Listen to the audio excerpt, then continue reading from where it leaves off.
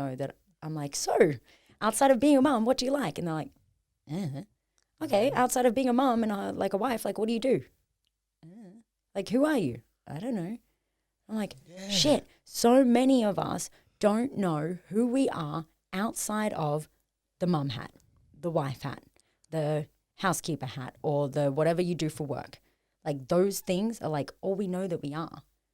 And it's like, sort of that way. Hey, that's the first time that's kind of been brought to me. I'm like, that would be such a daunting thing for a woman.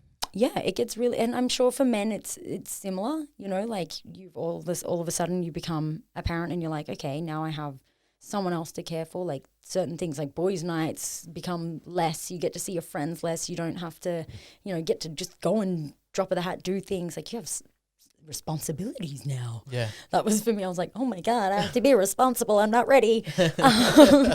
And so, yeah, it was like that huge shift in my personality, like my identity, that I was like, oh, I can't be that person anymore. I don't know who I am. So I had to redefine that. And so when we're talking about highs, that was another high that I was like, I get to be whoever I want to be now. Like I get this opportunity to like wipe the slate clean and start fresh. Like, what do I want my life to look like? What do I want to aspire to be? What do I want my children to like model? Because they're going to role model off what they see, off who I am, off who I be and who I'm around. So I got to really get really clear with my values and the kind of environment I wanted my children to be exposed to as well. And it was a huge defining moment for me.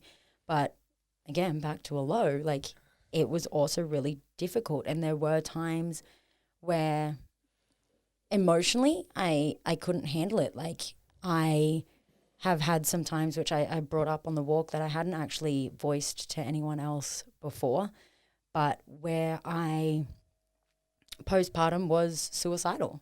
Yeah. Like